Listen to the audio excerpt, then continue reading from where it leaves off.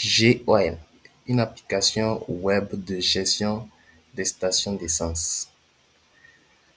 Tout au long de cette vidéo, je vais vous présenter pas à pas tout le processus à suivre pour pouvoir gérer et utiliser au maximum un grand profit de cette application web. Donc, nous allons passer par la création de compte. Ensuite, patienter pour que celle-ci soit activée. Nous allons aller ensuite à la connexion. Et après la connexion, nous aurons accès à un dashboard que je vais expliquer. Après ça, on va passer aux ventes, à la gestion du logiciel et finir par les commandes. Donc, pour commencer, nous allons nous inscrire grâce à ce bouton ici et on va renseigner des informations. Par exemple, le username, l'email,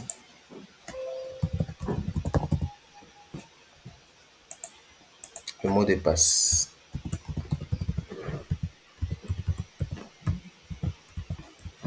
Une confirmation du mot de passe.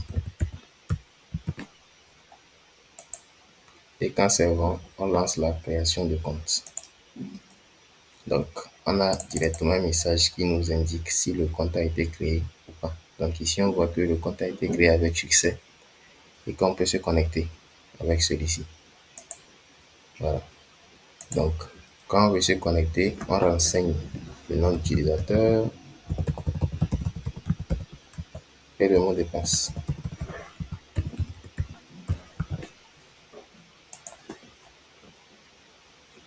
Voilà.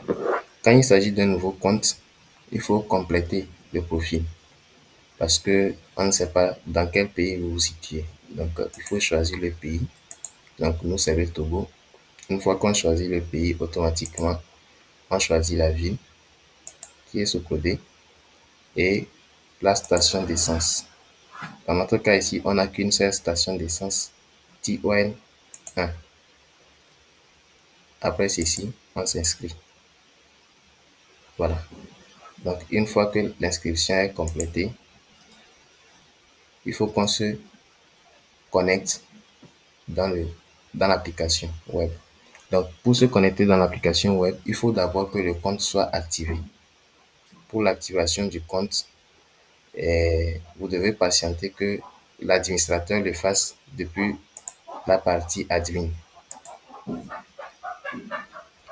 Et pour cela, vous devez faire part à l'administrateur pour qu'il active votre compte. Le compte doit être activé et il doit être associé à un groupe. Donc, pour ce compte-là, on va lui donner un groupe qui se situe entre deux groupes différents. Donc, le premier groupe, c'est le groupe gestionnaire et le deuxième, c'est le groupe vendeur. Donc, on va lui donner le groupe gestionnaire. Donc, quand on va lui donner le groupe gestionnaire, on va essayer de se connecter avec ce même compte. Et là, ce qui va se passer, c'est qu'on aura les accès parce que ce compte a été activé. Donc, comme je l'avais promis, on tombe directement sur un dashboard, une partie qui correspond comme à une maison. Une maison, quand vous entrez à la maison, qu'est-ce que vous voyez? Donc, c'est un peu la page. On voit un récapitulatif de tous les journaux en ce qui concerne les ventes et les données des cuves. Voilà, tout est renseigné ici. Et on peut faire le tri par rapport à la date. Donc, maintenant, on va passer au compte. Donc, quand on est connecté, on peut modifier son mot de passe si on connaît l'ancien, bien sûr, avant d'indiquer le nouveau. On peut voir également son profil. Donc, le nom d'utilisateur actuellement, c'est développeur TAF. Adresse email est indiquée ici, la ville et la station est aussi indiquée. La station dans laquelle nous sommes associés est indiquée ici. Voilà. Donc, on peut aussi se déconnecter de deux manières. On peut cliquer sur ce bouton ou cliquer ici pour se déconnecter. Voilà. Donc, ce qu'on va faire maintenant, on va voir aussi comment gérer les ventes. Comment gérer les ventes. Pour ce qui est des ventes, il faut que vous ayez aussi ce rôle. Il faut qu'on vous attribue ce privilège de gérer les ventes. Voilà. Donc ici, on va rafraîchir la page et on voit que quand on a le privilège de gérer les ventes, on peut voir le journal des stations ici. Donc les ventes, c'est que au cours de la journée, quelles sont les activités qui se sont passées, qui se sont effectuées. Donc on peut les renseigner ici en sélectionnant la pompe. Voilà. Et une fois que ceci est fait, on indexe les informations au cours de la journée qui s'est effectuée. Donc, une fois que ceci est fait, on a un récapitulatif qui nous indique toute activité qui s'est passée ici. Voilà, donc ça c'est par jour. Les données des cuves par jour. Voilà. Ici aussi, on a les encaissements. Les encaissements, en ce qui concerne les encaissements, et c'est lorsque on, a, on gagne ou bien l'argent qui rentre dans la station. Donc, quelle activité? Est-ce que quand un client est venu acheter, ou bien quand les clients ont acheté au cours de la journée, est-ce qu'ils ont payé? Il y a certains qui ont payé directement en liquide, ou bien ils ont apporté des tickets, ou bien il a payé aussi peut-être par une carte bancaire. Et donc, vous avez dû utiliser un TPE. Donc, tout ça là, il faut les renseigner ici.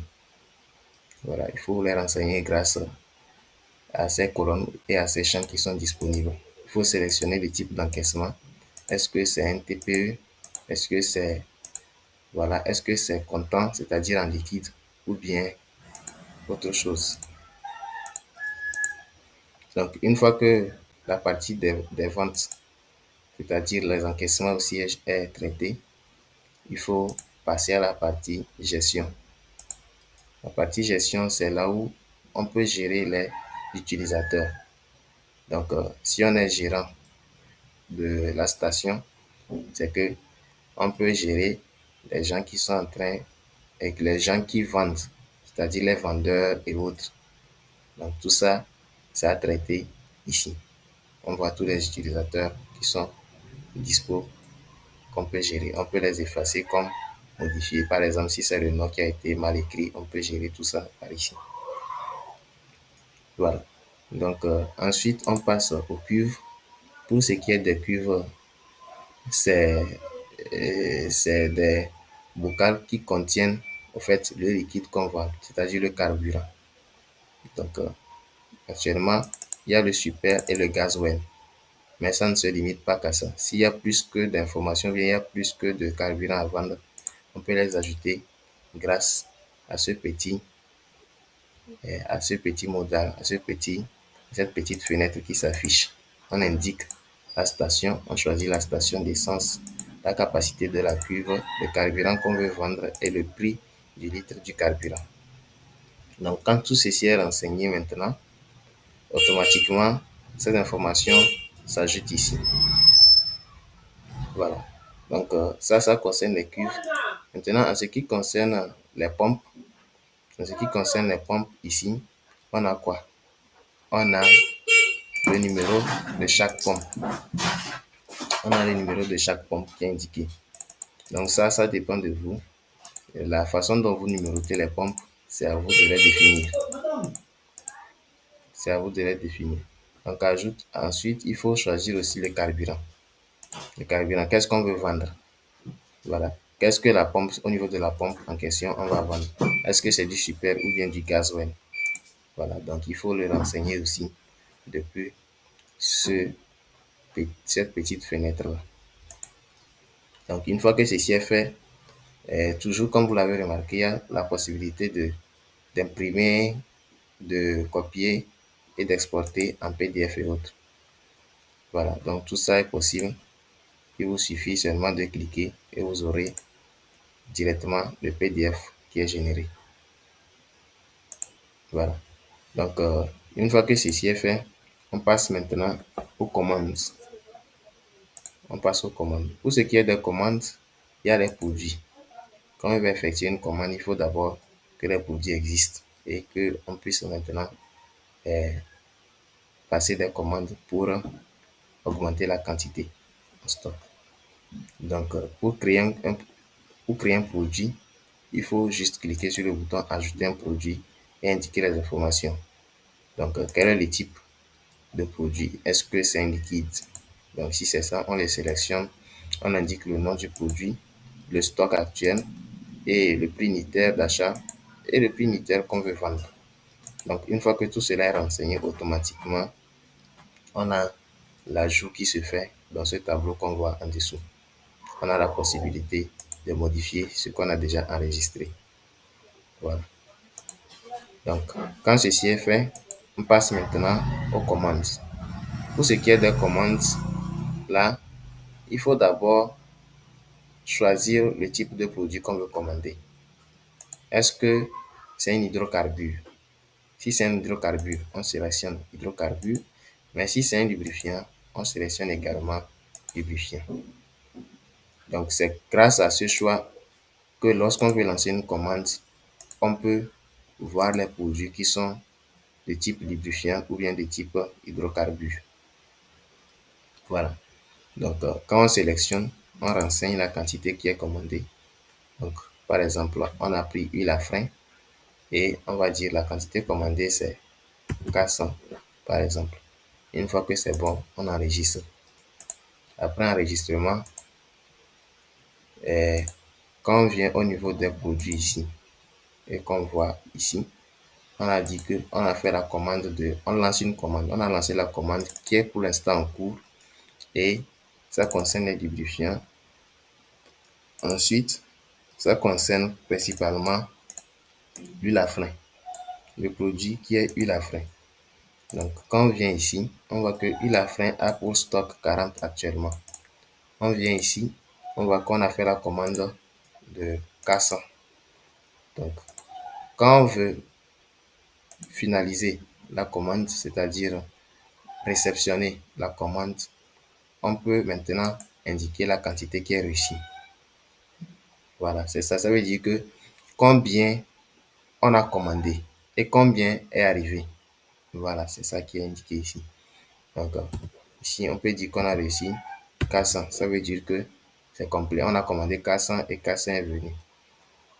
Quand on enregistre, voilà, donc on nous indique que tout s'est bien passé et le statut de la commande passe en complet. Ensuite, on remarque qu'on ne peut plus modifier ni supprimer la commande parce qu'elle a été déjà enregistrée.